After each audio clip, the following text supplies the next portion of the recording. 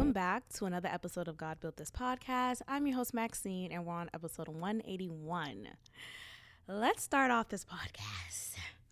I've been noticing some interesting ads lately of women talking about their armpit hair. And the ad is focused on shaving, deodorants, like there's like different ads that has the same theme of whether you're natural or waxed or shaved. Like there's some new exposure happening now of hairy armpits. And I'm here for it until I realize my own maybe bias. I don't know, but I guess it's like a bias in reverse. I recently came across a picture of a woman, of a non-black woman. I think she's probably Russian. She's like over there type of white woman. So not like, oh, I'm from Ireland. Like, I don't know. She's not British either, but I want to say she's like Swedish, maybe even like from Portugal, like something like that. Anyway, I have a habit of like scrolling through Instagram and just like falling in love with like the aesthetic of certain types of photos and vlogs and reels. Like it just makes me feel good for some reason, something about a certain aesthetic. So I came across this person's page and I just like the aesthetic, and a picture of her came up of her laying back on the couch and her arms are up and you could see her armpit. And I noticed this wig, like it was so hairy. And I think I was just so taken aback by it because I'm not familiar with white people's armpits hair. Like I don't really see that in white people. The white people I've come across with armpits, what? No, but the white people that I come across, who I've come across, and their armpits are showing, it's usually typically no hair. So finally seeing a white woman's armpits that is hairy and realizing that of course her hair texture is not going to be like mine, I was just so like it was so straight. It looked like it was straightened. That's how straight it was.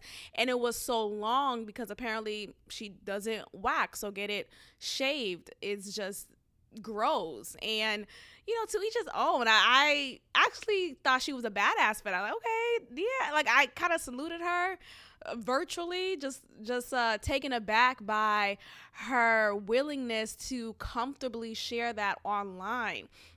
I wonder if she received any, like, I'm sure she did. Probably some like trolls commented on her stuff, but I was taken aback just initially because of how long the hair was and the texture of it, the fact that it's so straight and long. It just kind of took me aback. It's something to get used to because I have like the pube hair, right? The pubic hair that I have is similar to my hair texture, and that's kinky, curly, just like textured type of hair, and that's all around my body. That's just not on my head. It's my armpit, it's my pussy hair, it's my ass hair. Like it's just a part of my hair. So it's just so interesting to see a totally different version of armpit hair. Anyway, aside from that, like I started off this episode, I've been seeing a lot of ads just on TV of whether the ad is focused on Secret, the deodorant, or Target. Actually, Target is having like some different commercials. I believe it's Target, of just like, oh, we're inclusive, you know, we have clothes for people who are disabled, we have clothes for older people, we have like, it's just very inclusive commercials from Target. And you see the raising of the arms and the armpit hair just in your face, and it's taking me aback a bit. Like as a woman, because what is a woman? No. But like, it really just as a woman is taking me aback because, of course, we live in a society that has conditioned us to believe that pubic hair is disgusting, that is gross, and not even just pubic hair, just like hair on your body. If you're a woman, you shouldn't even have hair on your body. You hair on your body, beast. You fucking beast. Like, that is the conditioning that we have adopted in this society, and it's pretty darn disturbing, actually, because you should feel comfortable in your natural body, right? You should feel at ease with your body and not feel like you have to remove your naturalness in whatever capacity that looks like. So, and there are some people who are hairier than others. There are some people who just like grow hair so quickly and whatever it is. So I'm actually, just naturally watching these videos or these pictures online or these commercials. I'm definitely taken aback because of the conditioning that I've been conditioned about women's body hair and pubic hair. But I am very much in support of this movement. Now, I don't want to say like, fuck hair removal on the body, be your, I mean, I appreciate a nice wax, right? Like, I appreciate smooth, hair-free legs, and just the smoothness of it. Really, just that's really what I like, honestly. Like, aside from the aesthetic of having hair-free legs or hair-free armpits, I'm really focused on the legs, really, because like when I put lotion on every day, sometimes even twice a day, depending on how many times I take a shower, and it doesn't feel as moisturizing to put on lotion while my legs are hairy. It doesn't, like, I really have to rub it in, and it just adds more effort than I would like to experience. So I don't really like that. So I appreciate the fact that I get to experience just a good moisturizing just moment because my hair is removed from my legs. So that's really like the main reason why I like having hair-free legs. But of course, with being a woman, it's maintenance. Like, it's really maintenance. And if you're with someone, if you're with a man who wants you to be hairy at all times, it's added pressure to put on that maintenance and to upkeep with that maintenance. I remember I was dating Houston Bay, and I told y'all this when it happened, and I was so offended and just so convinced that, yeah, this person, I don't want to date him anymore. And then we stopped dating. But I remember when we were seeing each other, like, it was a brief moment, it was like 3-4 months probably. And I was in his car, and it's Houston weather, so typically your legs are out, no matter if it's like windy or it's mostly warm here. That's the point I'm saying. So my legs are out. I forget what I was wearing. I was wearing something that was showing my legs, and I'm in his car on the passenger seat, and he looks over and he looks at my legs, and he starts to rub on my legs. But he wasn't rubbing on me in a caressing, I love being in your presence type of way. He wasn't doing that. He was rubbing on my legs to check. To check what, Maxine? Whatsoever do you mean? To check if my legs were hairy, because it may have looked like it was hairy from his vantage point, and he wanted to confirm whether or not it was hairy. And indeed it was. Now, it wasn't the way my hair legs are, and like typically any hair legs, the hair is like rubbed down, because when you put the lotion on, even though putting lotion on hairy legs is is an added amount of effort, but when you put it down, you smooth down the hair. So the hair is facing one location that's down and it's smoothed down, whatever. But my legs are moisturizing, like I'm walking around with ashy legs. Anyway, so my legs were hairy. It wasn't like outrageous, but it was still hairy, right? And he was rubbing on my legs and he's like, oh, you got to get that wax. You got to get that shaved off. And he said it very adamantly, like no one I'm dating should be walking around with hairy legs. And he'll say I remember he said comments like that, oh, so long ago. Oh my gosh, that was like my first year in Houston. And he was the first Houston nigga that I like gave a little bit time to dating. And he was just rude. Like he had these and I'm not quick to give guys this like chauvinistic, misogynistic label, because I feel like we use that term too frequently and it's just very much overused. I think sometimes like many woke people, right, these feminist people tend to get masculinity confused with misogynistic and chauvinistic. And so what attracted me to him at the time was that he was like a man, right? He was a man. Step one, be a man. No, but he was like aggressive and like like he had this like macho bravado about him, and that attracted me to him. And then I realized anyway, we'll go back to the story real quick, but I realized after that dating situation ended that it's not that I don't like men who aren't bravado, right? I tend to think that if you're not bravado, macho, rah, rah, rah, thug-like nigga, then you can't protect me. I can't feel safe with you. You can't protect me in the face of danger. And that is so far from the truth. I really realized like I like a softness in a man. I like someone who I could communicate with, and we're not calling each other out of our names. We're not being disrespectful at all. We're being careful with our words. We're caressing each other. Like, I like that. And I'm so happy I have that now. But I just remember, like, with Houston Bay, with prior niggas, I was attracted to them because of their bad boy aesthetic and their hard bravado. And I was thinking, like, oh, that's what I'm attracted to. And though that it gives the sense of protection, but it's really a false sense of protection, because whenever I was with guys like that, I never felt safe emotionally.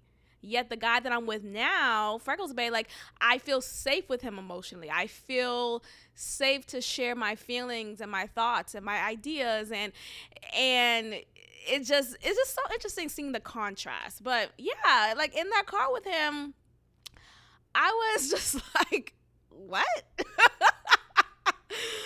And he said it so like, nah, you need to get that shit fixed, you can't be. And so I remember when we arrived wherever, we was going to some like spot to eat, and we arrived and I brought that up. I'm like, I thought that was rude for you to say that. Like, you don't have the right to tell me like how my legs should look like. And I'm just like kind of in my like feminist mode or mindset. I was still kind of woke at that time, but just in general, I feel like that's just, whether I was woke or not, that was still just out of line. And like but then I also realized after that ended that everyone is entitled to their preference. Everyone is entitled to their like, some men may be attracted to women who have just no hair on the legs at all times. I don't want to see you slipping at all times. Okay, I want you to be on your P's and Q's at all times. And that's just not the type of girl that I am. Like, it's not to say that, like, I never take care of myself. I smell bad. My hygiene is horrible. Like, it's not to say that I'm that at all. And I hate the equation of, oh, pubic hair means that you have poor hygiene. Like, no, I take a shower. I put deodorant on. I lotion up. I have perfume. Like, I know how to take care of myself as a woman. But there's this horrible perception that if you don't shave or wax anywhere on your body or all the parts of your body, then you smell. It's just ridiculous. Anyway, but I do believe that even though I didn't appreciate him not not like just being rude with my legs and saying just the way that he said it and just even having that expectation, I thought that was rude.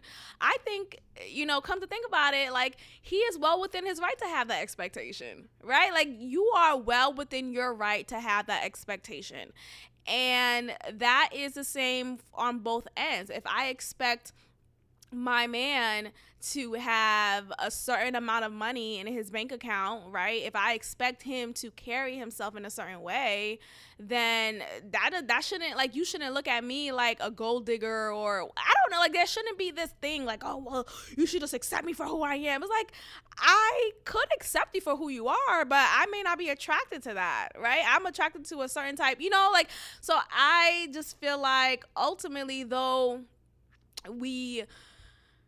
ultimately, even though I didn't like he said that in the way that he said that to me, it took after the relationship, whatever it wasn't a relationship, but it took after that ended for me to realize he's well within his right. Like I want to attract men, at that time I was realizing like, I want to attract a man. I want to attract a man who appreciates me at all levels, not when I'm always prim and proper, like when I wake up in the morning, my breath isn't always smelling great. My pussy may not smell all the way great. Like, I don't know, like, my nails may not always be done. And I will hope, at least, right? At the very least, I will hope that you're still attracted to me. Now, I think there's a fine line, though. I feel like if you are poorly taking care of your body, if you are not working out, if you eat poorly, right? You have a bad diet and you're gaining weight and you don't care about like just kind of upkeeping in that sense, right? Like there's a level of upkeep that should be maintained for the most part, just in general, just as a woman.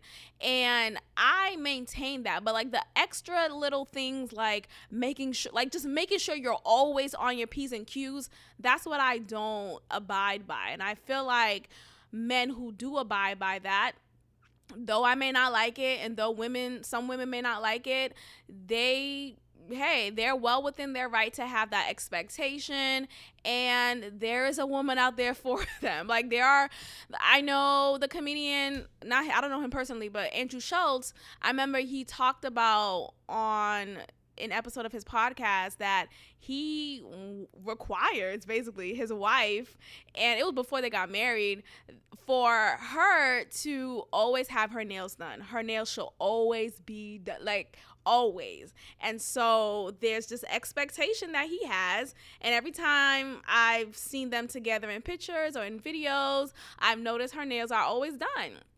And it's like, okay, well, right? Like someone like me will feel like, what the fuck? Like that is so, it's so small. Like it's a small detail, it's a minor thing in my head, but what's small to me may be a big deal to you. And hey, you are well within your right to do that. I just feel like leaving that situation with that guy, Houston Bay, I wanted someone who would appreciate me at all levels, and that includes when I'm not always on my P's, like when my hair is not all the way done.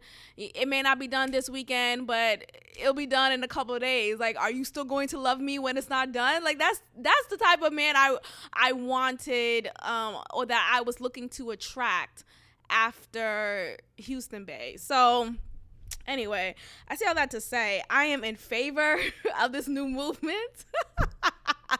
Even though I still get excuse me, even though I still get waxes though. Like I do it not as stringent as I used to. Like I used to be very like every 4 to 6 weeks and like would break bank. Like this shit is like maintenance. A woman's maintenance is not cheap. Like if the government could go ahead and pay for all the things that we need to do to maintain this aesthetic, this beauty standard that they have conditioned us to maintain, then sure, I'm for it. But it's fucking expensive. Like I had to make a decision within myself a couple of days ago, and I realized, you know what?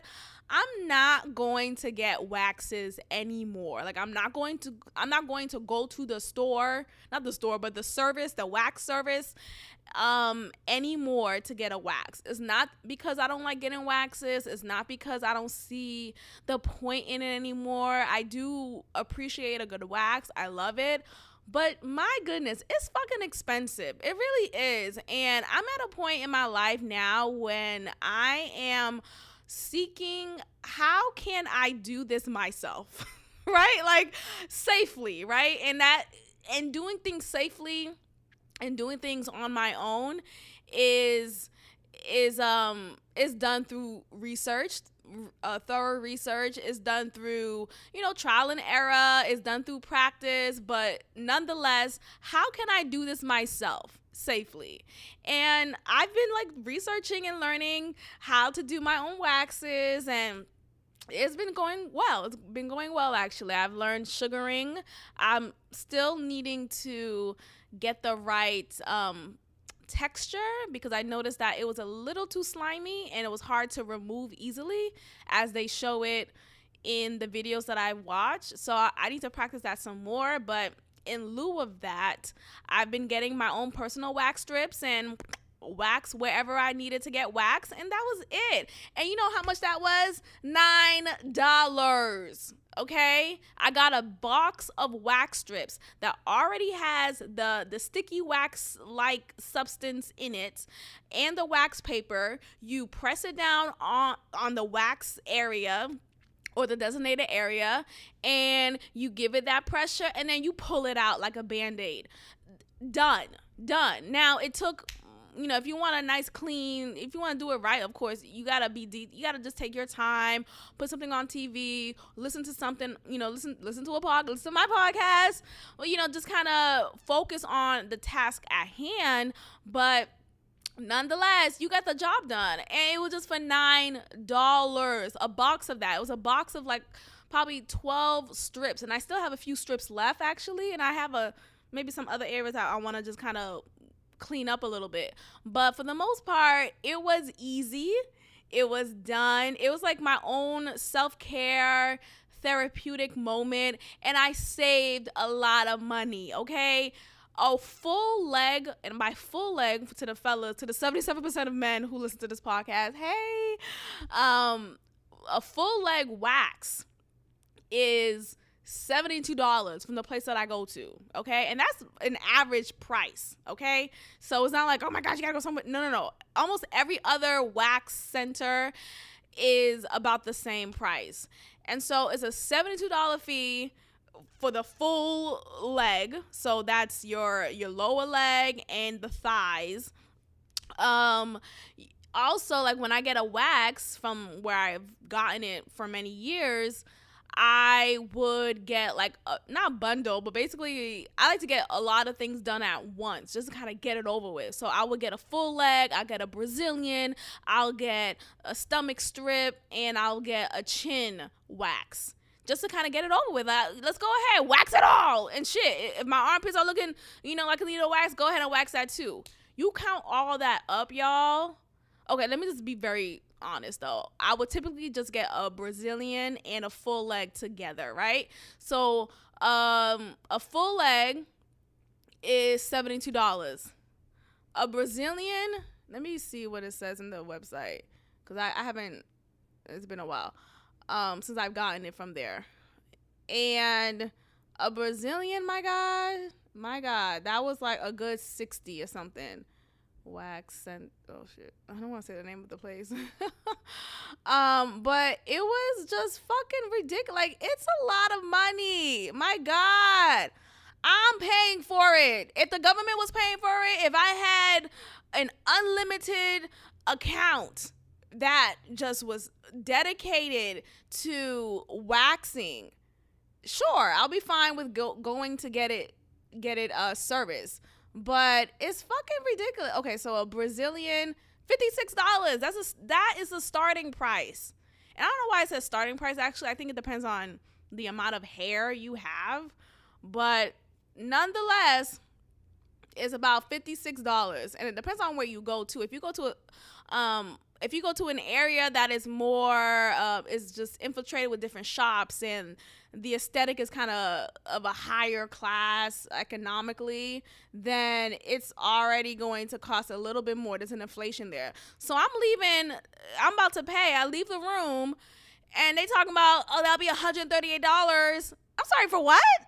And of course, I knew the price going in. I knew what it was going to be. But then when you just really sit down and think about it, I'm tired. I'm tired of paying this amount, right? I could barely get it. I could barely afford it sometimes, but I'm still getting it done. For what? For the aesthetic, for the pleasure of y'all niggas.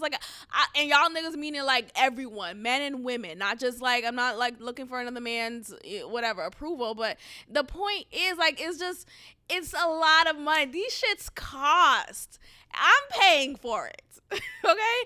And when you really think about it, it's not hard to do. It's not rocket science, right? It's not surgery. I'm not fucking solving a crime. It's fucking hair removal, right? And I know some people, growing up, I used to shave. Me and my sister used to shave. And after a while, you realize, shaving's not really good for my skin. Being a black woman, it gives you ingrown hair, gives you bumps. It's just not cute. So I stopped shaving after learning and realizing that on my skin. So I stopped shaving. I would use Nair a little bit, which is the cream, and you just leave it on your skin for probably 6 minutes, very short amount of time, and then you just kind of rub it off with a towel and warm water, and then boom, the hair is gone. That's cool, but it's just I don't like the smell of it, and sometimes it wouldn't really go in there. It doesn't really go at the roots, and so you still have these stubs of hair, but hey, the hair that's hanging is gone. It's just stupid.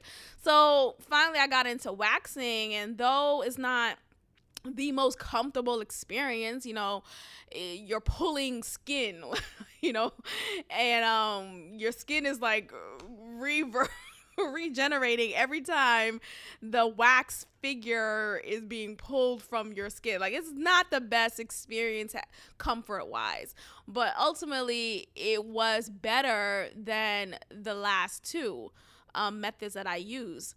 And so after I've been waxing for years, a good 10 years at the very least, and like I said, it's a great method. And I know laser has been a thing for the past few years. I never got into laser because I was uncomfortable with the fact that it was just it was a chemical, really. It's just beam of a machine that's supposed to electrocute your hair out. That freaked me out. It's never that deep. I'll still grow my hair. And the goal of lasering is to prevent hair from growing ever again in that area. After you do a couple of sessions, it would permanently stop your hair growth. And I don't know if I even support that, to really be honest with you. So I don't like that. So I never did that. And then sugaring is the latest thing that is actually, it seems to be the healthier route as far as it's just natural ingredients. It's sugar. It's honey iced tea, sugar honey iced tea. No, oh, that was a song. Shout out to the dream. But no, it's sugar, it's lemon juice, and it's water. You boil it up, you get the texture, and then that's it. It's really that. It's nothing else. It's nothing secret ingredient. It's very dope. So I like using that. I've been just learning about that, and I tried to use it a few days ago, and I just couldn't get the texture right. Anyway, the point is I decided to stop going to wax centers because I'm just tired of spending as much as I spent on it when I could just do it for myself and do it at a very inexpensive price. Okay, so that's $138 still in my pocket. If you just minus $9 from it, because that's the amount that I'm spending now when I use my own personal strips, or the personal strips that I purchase at CVS or Walgreens, or and it's even less than that if and when I get the sugaring wax in order and I just really understand what it is. So that's the update on that. Liberate women's body hair, women's pubic hair. Like, I am in support of that. I also used to be like very Brazilian, like very focused. Like I said, like I will always get Brazilian. My pussy hair will just be gone. And I'll just have like a little landing strip, and I don't know, maybe it's too TMI. I think I've already been TMI on this podcast for the most part. There's more things I haven't really shared. But I just feel like I don't really want to see my vagina bare anymore. Like, I don't know if I really like to see it bare. Here's the thing with like black women's skin. We experience hyperpigmentation. We experience discoloration. So some parts of my body looks one color while the other part looks a different color. Like, it's just what it has been for my body for as long as I can remember. Maybe it was different when I was much younger and I just never really picked up on it. But being in this body, I don't have the same color throughout. Like my stomach is a bit darker than my face or my shoulders or my hands. Like, it's not like drastically dark, but it's dark. And my vagina is no different. So when I remove the hair from the vagina, it just doesn't make me feel good. I don't know if I like the look anymore. I don't like it. So anyway, I'm trying not to say too much, but I just don't like it. So for the most part, here's what I'm doing. Here's my wax plan in case anyone is interested, because you've been listening to this part for the first 32 minutes. Are you still with me? I am doing my own wax service. I've been doing a good job. No, I've been doing a pretty good job considering it's my first time waxing myself. It's really not that hard. People like to make a big deal than what it is, and I get it. There's like licensed estheticians and cosmetologists, yada yada yada. I could do your job. Okay?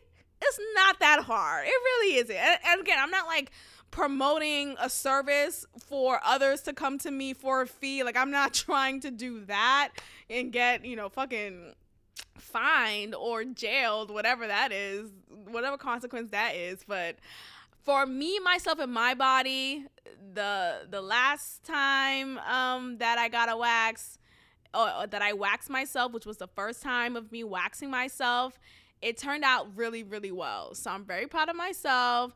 And that's what I'm just going to do moving forward until, like, maybe something will change and I'll keep you guys posted. But I just know for me, myself, and my pockets, I'm not spending as much as I'm spending anymore getting a wax service done at a wax center, because it's just fucking expensive, and I'm tired of paying that amount when I could put that money towards something else, when I could just do it for myself and have really good results. I just feel like for the most part, I just want to spend money, like, at the very least, what I would spend money for as like personal service is my hair. I love getting my hair done, whether that's getting my hair braided or getting my natural hair done.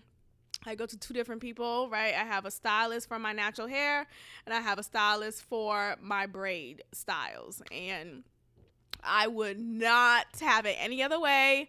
I'm not doing my hair myself. I mean, I do my hair myself for moments when, like in between moments, right? It just kind of works out. Like, I just recently did my own hair, washed it and all that stuff, but I love the pampering feel of getting my hair washed and styled and pressed and blow dry. Like, all of that is so fun for me, and it just is relaxing.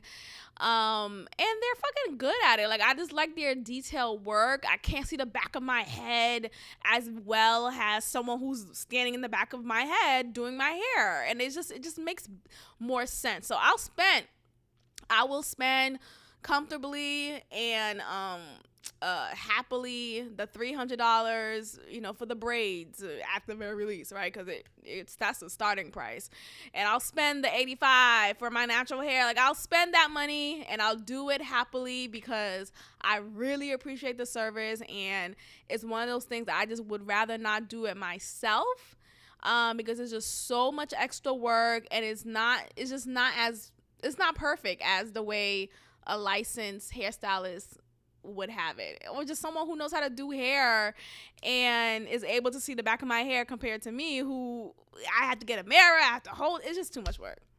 Anyway, I say all that to say, liberate women's body hair, and liberate women's body hair. And sure, I understand that we are all entitled to our own personal preferences, and I hope that whoever you're with appreciate who you are in all your essence at the moment and at tomorrow's moment, and et cetera, et cetera. Okay. I came across an article titled Belief in God in U.S. dips to 81%. Okay. So this is interesting. And we're going to go ahead and look into this. So this is a new low. This article was published last month on the 17th, 2022. And again, it's titled Belief in God in U.S. dips to 81%, which is definitely a new low. Let's see what are the reasons. Now, I'm going to presume, before even reading this, the reasons are related to COVID. I'm going to say that. And I think when it comes to a national pandemic, a worldwide event that really affects the health of majority of people, that creates this mass hysteria, that makes you lose your job or not earn enough money from your job anymore because of this worldwide health crisis. There is this doubt in a God, right? If God loved me so much, where was he when my grandmother passed away from COVID? Or where was he when I lost my job? Like, all of these, like, existential, is that how you say it? Existential, something like that.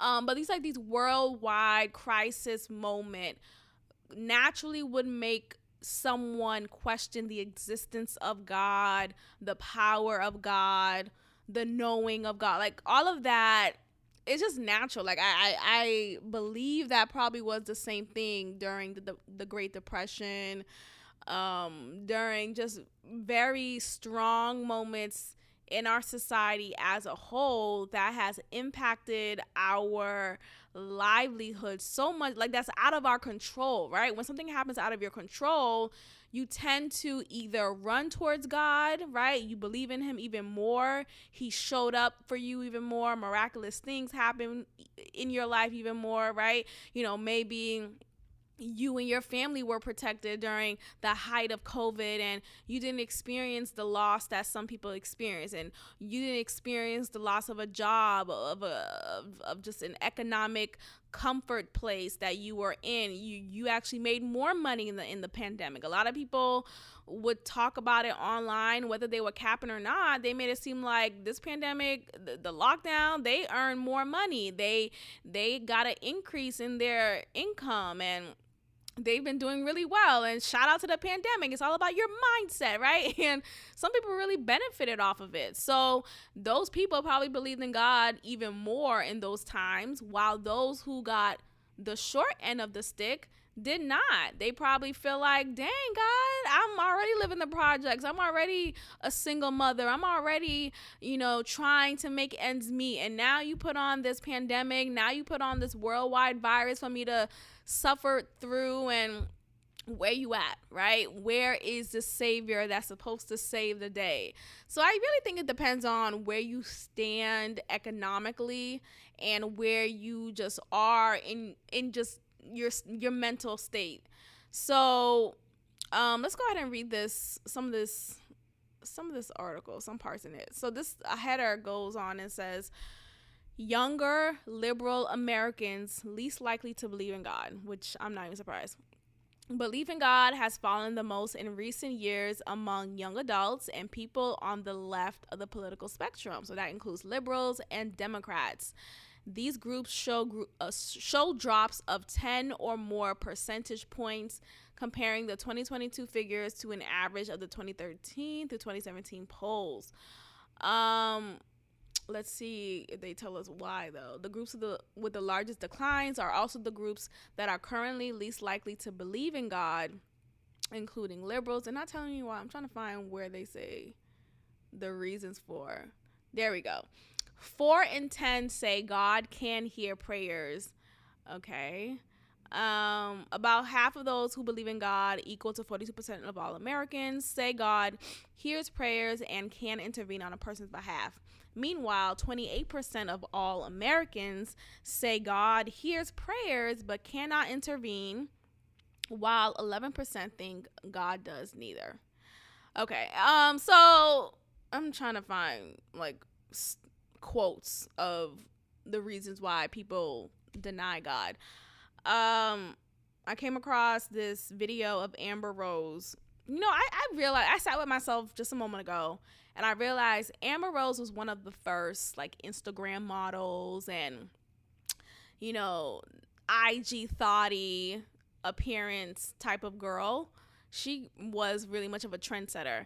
Now we don't see her anymore because that industry has been infiltrated so much so that Amber Rose is not like she doesn't stand out anymore like she did, and there's so many of Amber Roses out here that the Amber Rose is not a big deal anymore. So that's just interesting to me. So that's a fun fact.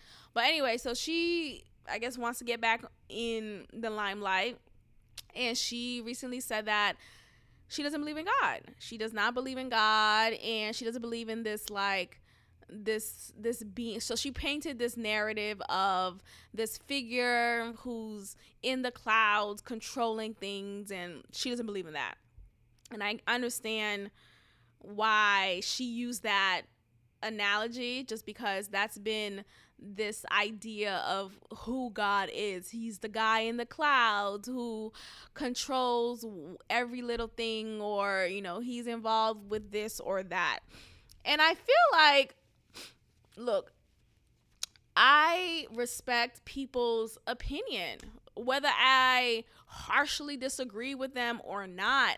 I respect the fact that you have an opinion. Like, you could feel however you feel, and opinions aren't factual. They're just a gathered sense of thoughts and ideas put together, and you form what you believe is a belief, right? And so I'm not mad at her for feeling this way. And I also feel like I didn't watch the whole thing. I just saw a clip, so I don't know if she gets into her reasons why she doesn't believe in God. I don't know if she has a traumatic experience related to it that explains it, because I really do feel like a lot of times people who don't believe in God, or whether they're atheist or agnostic, right? I don't believe in a God, or there's no God, or I don't know if there is a God or not. I'm just living, right? People like that. I just feel like oftentimes that's triggered, or that originates due to trauma. Like, I think there is some relation to that is due to trauma. And I just remember someone who, I don't know if he listens, I don't want to be too specific, but someone I know, he is an atheist, like a full-on, I don't believe in God. Nah. And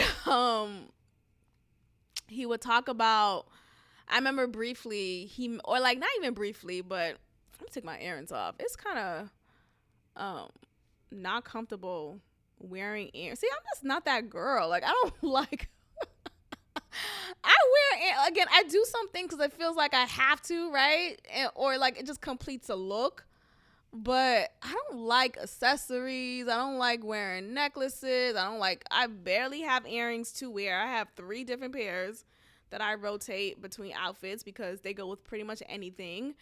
And depending on the hairstyle that I have, I'll wear my hoops or I'll wear some studs. But I just don't. I'm just not that girl. I just never really was that girl. Like, I just want someone to do it for me. It's just too much work. It just makes me feel uncomfortable. And, like, when I lay down and I'm wearing studs, it pokes to the back of my, like, behind your ear. And it's just uncomfortable, right? So I just had to take these earrings off. Shout out to these, what's this, Tory Burch. I love these earrings that I have. And, like, I actually love them. I really do like these earrings. But it's just so uncomfortable wearing them while wearing these headphones. Anyway, God.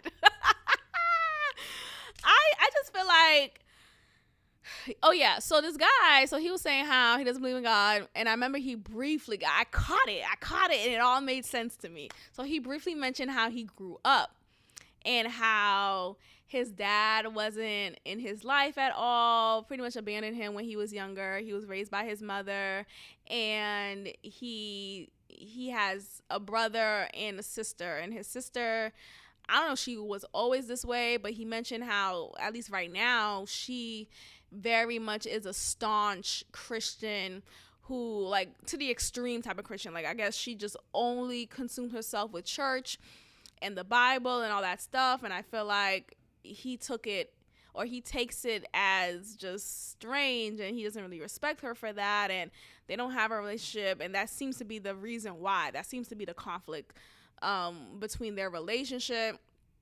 And I don't know, like, he just questions the Bible a lot, which I respect. Question whatever you want. I just think oftentimes, yeah, and he just said it so kind of flippantly, like, yeah, his dad wasn't in his life, and I don't really forgive his, like, I don't know, he just was very much, he had a story, right? He had a story as to why he is not this believer. And I really just find that to be sad. I think there's a sadness that's unspoken of, and that's not spoken for, actually, of people who choose to not believe in God because they've been wronged. And, whether they've been wronged by the church or by their loved ones, right? A caretaker, right? Their parents, an elder at the church. And they're attaching that to God's love or God's existence. And that attachment is no longer present because of the hurt and the trauma that person who that attachment was with has hurt them, right? So I just think it has a lot to do with that. I just feel bad. Like, I don't know. I just feel like God's love is so beautiful and real and strong. And when you're in a space when you're present and able to receive that, it's just a glorious feeling. Like, when you go to church, and I'm not saying you can only feel God's love in the church, but there's something to being in the midst of other believers of God, of Christ, and you're praise and worshiping, singing songs, praise and worshiping God, and you're just in, like, there's an environment that's there. There's a dynamic that's particular there. There's this feeling of love and acceptance and grace bestowed upon you. And it's just a beautiful feeling. It really is. I think there's a high from that feeling. It's like a drug in a way, actually. And I say that respectfully, but it really is. It's a high. It's a high because you don't feel that all the time. You only feel it, not only, but like, no, I would say only. You only feel that when either you're in the midst of other believers and you're praising and worshiping, or you may create your own praise and worship session in your own home, right? Maybe in your prayer closet, in the bathroom, maybe even in your car, right? You go, like, say you're on your way to an interview, in-person interview, right? And you are nervous, you're questioning if you're even qualified for this position. You start to speak doubt upon yourself, and then you decide, you know what, I'm going to shift the atmosphere right now. And here's how I'm going to shift the atmosphere.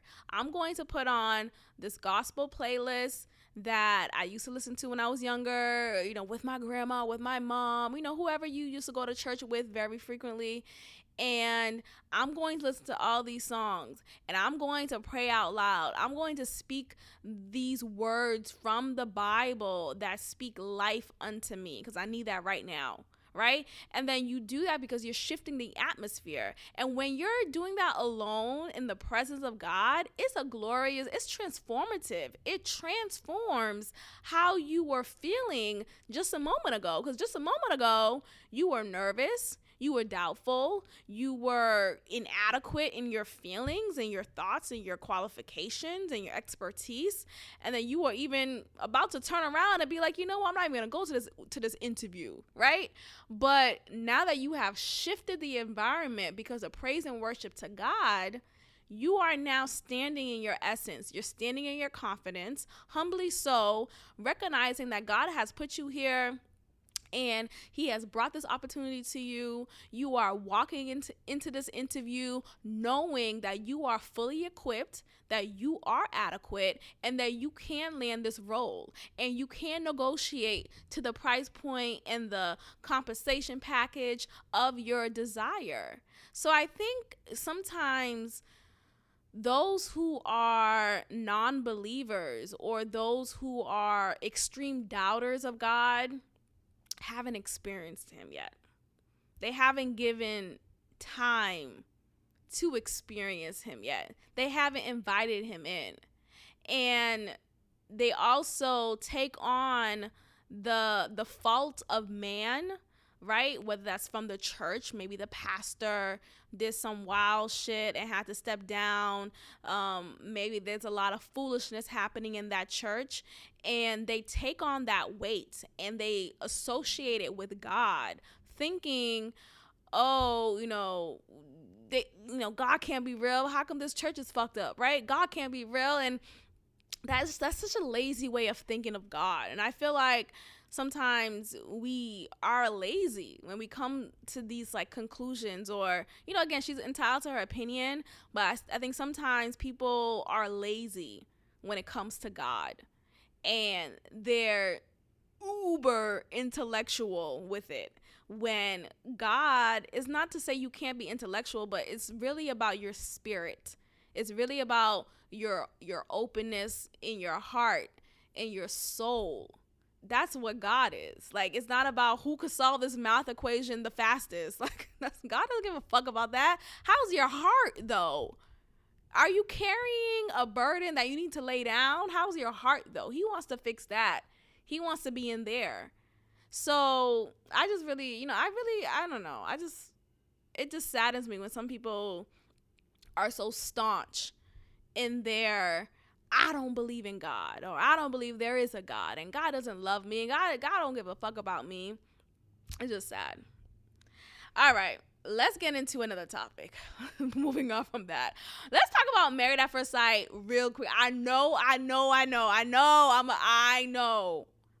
what you're saying. You said that you wasn't gonna watch it after last season, Maxine. That's exactly what you're saying right now. I understand. You're absolutely right. And I'm watching it because it's what the fuck? I just want to see where things go. So I ended up watching it. 2 episodes came on already, and I just binged both of them with Freckles Bay, and that was a good time. So we watched it, and there's a lot to discuss. But I really want to focus on Justin and Alex. No, Alexis, my bad. Justin and Alexis. What am I going to say? Hello.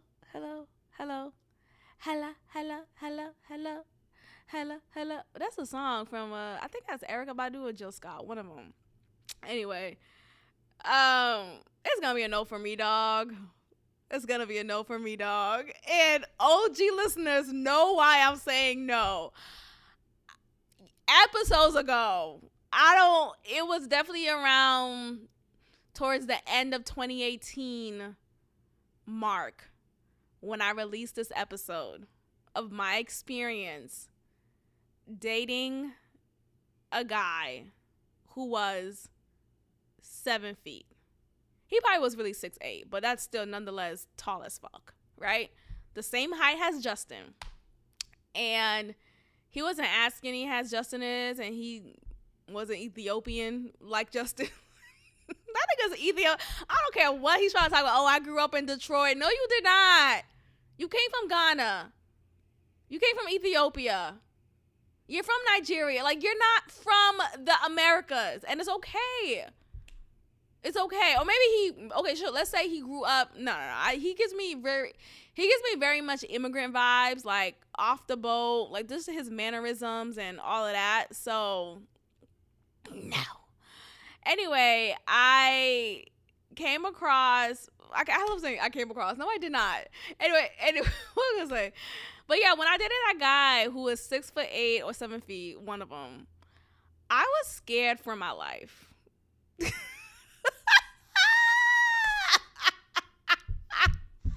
And I don't even want to spend too much time on that because that episode, I wish I could tell you the name of that episode. And I probably could if I just really take a moment to just go back in my records. It's still out. It's not like I took it down. OG listeners know what I'm talking about. So if you know, you know. But you could go back and figure it out. But it was definitely towards the end of 2018, I believe. Or maybe even early 2019. No, it was even 2019 actually, because me and him, okay, so I was on the online dating apps. We met on one of the apps, probably Hinge, one of them. And I was only on those apps because that was pretty much the only way to talk to guys, or new guys at least, since things were kind of shutting down initially. Yeah, so it was during the pandemic. And it was right before the pandemic hit, but some things were already shutting down as a precaution. So this episode probably came out, I released this episode probably around that time. So this had to have been definitely before 2020, but within 2019, probably early 2019. Yeah, it definitely was. Yeah, it wasn't 2018. It was definitely early 2019, right before things started to dwindle down. Ooh, cha. But yeah, 10 out of 10 I don't recommend. Let's just keep it at that. 10 out of 10 I just don't recommend. I feel like, it's just not. I think sometimes we get so caught up in the whole he has to be tall type of thing. You have to not be a giant. You have to not be Goliath. Like, that's just also not attractive. Like, I don't want to be laying down with you and my head is to your belly button. Like, that shit's not cute. Like, we can't really cuddle. I just was completely unattracted to him. And it turned out to be a disaster. It really did. It's not to say that I'm traumatized from it, which is why, like, I'm talking about it like this, but it's just to say that I'm just some things that I did in the past, I'm, like, disgusted with. Like, I'm mad I even let someone who I was really not attracted to even that close to me, and he just was exactly that. Like, yeah, I was just in a whole different mindset, and thank God for growth. Anyway, I think Justin is, from Married at First Sight this season, I think he is, I think he's just odd. I think he lacks a sense of identity that's just his own. I feel like he's gathered identities along the way, or this idea of what a man should be, and he's been adopting that and using that in just the way that he speaks and his mannerisms and just the way that he is. I just feel like he's not genuinely himself, and he probably doesn't even know who himself is, right? So I just find him odd. I think he just has a lot of growing. Well, not the physical route, But I think he has a lot of growing up to do emotionally and mentally. I think there is just something missing there. It's just odd. Like, he just feels awkward. And of course him being fucking 6'8" doesn't help. Like, that's naturally awkward. But he just really just feels awkward, and I just wish him well. I'm just gonna speak positivity. I just wish him well. Him saying he's gonna I'm gonna fall in love with her. Literally the first day that he meets her. I do believe in love at first sight. I do believe in. I just feel like he doesn't come off genuine to me. There's a disingenuousness from him that is seeping through. That even though I believe in the idea of, and the reality that there are definitely moments when you do fall in love with someone at first sight. It's not just a lust thing. I think it's lust and love. I do feel like when you see someone for the first time, you could know. Wow, this is the person I want to be with. This is the person I want to marry. This is the person I want to spend my life with. This is the person I want to have children with. This is the person I want to just spend every moment with. I do believe that is true. But for Justin, I think he sees Alexis as a catch. I think she's a cute girl, whatever. I just feel like he probably hasn't had anyone of that caliber and is so usurped with that, and just like, like, he's just like googly eyed, like he just looks like a chump. Like, oh, I'm gonna fall in love with her. Like, this could be a disaster. Like, this woman could just be a nightmare, but you're gonna fall in love with her because she's probably the best he's ever gotten. I feel like that's really the case here. So, I wish him well. And I just really hope he finds himself. I really do. Who else? Okay, Stasia and Nate. There's a mutual attraction there, indeed. I'm happy to see that. I don't find Nate to be really attractive, though. I think he looks very much like a young kid. Just the way that he carries himself, and his face looks like a caricature, actually. And a character, all of that. Like, I think he looks like a drawing. Like, he looks like something you could draw. Like, I could draw his face. Like, I could really try and do my best to draw his face. Like, he doesn't have a real face. Like, he reminds me of characters from the show Doug. Remember Doug? The Saturday show that, we will watch growing up every Saturday morning. Doug was that show. He looks like Doug. He's Doug. No, but seriously, like, just give it a second, y'all, and like, looking at his skinny ass braids. Like, it adds on to this picture that I could draw. I could draw all of that, or I know someone who could, at the very least. If I can't do it, I know someone who could. He looks like a drawing. Anyway, Stasia is attracted to him, and that's great. And he's clearly attracted to her. I think she's a pretty girl, so that works. I think, though, there's a slight imbalance. I feel like he's not as ambitious as, he is a hustler, though, right? But his hustling is done in a way that's not conventional, right? He does it online. He does trade sales, day trading, whatever the fuck that means. Please, look. Don't cuss me out. I know so many of you are stock experts, know all of that. I'm here being honest in my ignorance. I don't know what day trading is. I've heard of that, and I hate to say the same thing that I said before, but it feels like a scam.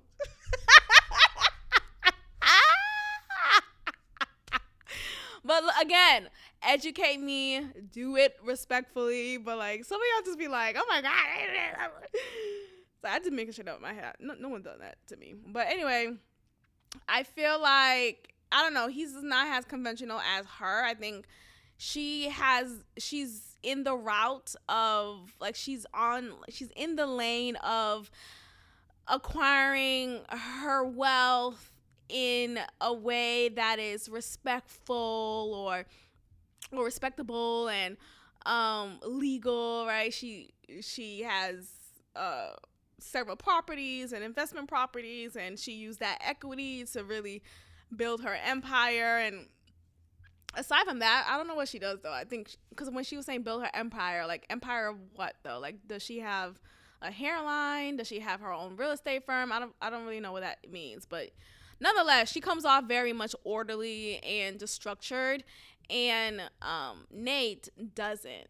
So, but he's ambitious though. He doesn't like to be broke, which is great, and he works however he works to get money, and he gets money. So I think ultimately, if the result is getting money, then it works. But I don't know if Stasia would be okay with his way of getting money for as long as they can. Like I don't know how long that could last, but we'll see. I think there's a mutual attraction there, so that's a great starting point, and they seem to vibe well with each other. There's a chemistry there, so that's a good look. Lindy and Miguel, I like them together. I like the fact that they're both doctors and they have flexible schedules and they have a calm and warm demeanor within themselves. So I think they could bring out the best in each other. They could be calm and gentle with each other. So I think that's beautiful. So shout out to them. I wish them the best. Kristen and Mitch. Mitch is, I had this idea of him before he started showing his personality, and I'm just not really impressed. I think he's a bit disappointing. I didn't like the way that he was acting like a Devo. He was stressed about the bow tie. His beard wasn't the way he wanted it to be, and it looked fine too, but like the way that he was reacting towards his best man and his groomsmen, it just was rude. And I fear that he's gonna act the same way towards Kristen. Like he's probably gonna be very disrespectful in some ways and condescending, and I'm an environmentalist, and sometimes people who are like environmentalists or vegans and vegetarian, like those type of people, they just have their nose up for people who are not like them, for people who don't think like them or dress like them or eat like them or just go about life like them. And it's just so rude. Like, you could be on your own lane, right? You could be in your own state of being. You can have your own belief systems, or whether it's supported by research or not, that's fine. But like, don't be a fucking asshole. That's really what I want to say. Morgan and Ben, we'll see how that turns out. I like how Morgan is the strong-willed woman. I like the fact that she comes from this strong ancestry of Japanese people and samurai. That's pretty cool. Ben, I'm not a fan of his cheap ass. I think that's very disturbing and disgusting from a man. It's just, ugh, what? It's one thing to be like frugal and mindful of where your money's going and conscious of your spending, but like, nigga, put an AC in your fucking apartment or your house, wherever he lives. Like, it's just weird. He's like, I don't have AC. And like, looking at what they showed of his apartment, his bedroom, like he barely slept in a bed. Like, I believe it was an air mattress, didn't have a headboard, just looked like, he just looks ridiculous, but he looks good though. Like, he takes care of his body. He probably eats well as well. I know he works out. They showed a workout scene of him, so he looks good, but it's just like, take care of your fucking house too. All right, you guys, I'm gonna go ahead and end it here. Thank you so much for listening. If you enjoyed this episode, please be sure to have left a strong positive review on Apple Podcasts, Spotify, Google Podcasts, and Anchor. And be sure to tell a friend. I will check in with you guys next time. Peace.